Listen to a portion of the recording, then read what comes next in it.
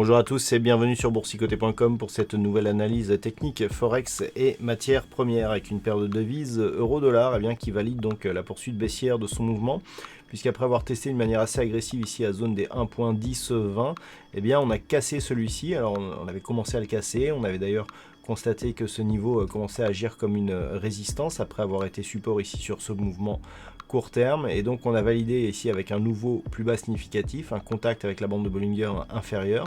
Donc on est clairement ici sur une dynamique baissière dont l'objectif se situe ici sur un retour sur la zone des 1.0990, donc retour qui est quasiment acté et donc qui validerait un retracement total ici de la dynamique, avec ici une hausse ici et un retour sur cette phase. Attention, une rupture de cette zone validerait un changement de tendance court moyen terme.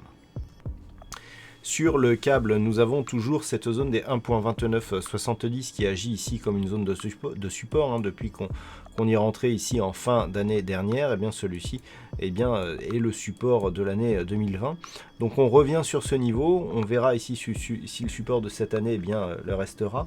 Donc tant que l'on reste au-dessus, on est certes dans une phase de temporisation court terme, mais qui reste inscrite dans un suivi de dynamique plutôt haussière sur le moyen terme. Par contre, en cas de cassure ici, on commencerait à invalider, voire potentiellement avoir des signaux de retournement, mais qui ne seraient validés que sur une rupture ici des 1.2780. Donc pour demain, il faudra vraiment surveiller ici cette zone des 1.2970. Tant que le cours reste au-dessus de ce niveau, on aura toujours une petite préférence haussière pour cette paire de devises. Sur l'or, il semblerait que la perspective haussière soit confirmée. Après la première impulsion, ici on est venu donc chercher un nouveau point haut significatif proche des 1590 $ l'once, et puis on s'est mis à consolider. Alors si on se rapproche, on peut constater que la première bougie ici de contact avec la moyenne mobile 20 exponentielle a bien rebondi sur cette zone. Par contre, on l'a très vite cassé. Donc attention, si cette configuration se confirme, on pourrait revenir ici sur la zone des 1550 $ l'once. Et si tel était le cas, on serait plus sur une dynamique potentielle de retournement, enfin de poursuite du mouvement haussier, mais plus de retournement ici à la baisse. Et c'est ce qui arriverait si les cours venaient à casser ici cette zone des 1550. Tant que les cours restent ici au-dessus d'une zone proche des 1570 $ l'once, nous sommes toujours sur une perspective plutôt haussière de rallier ici la zone des 1623 $ l'once.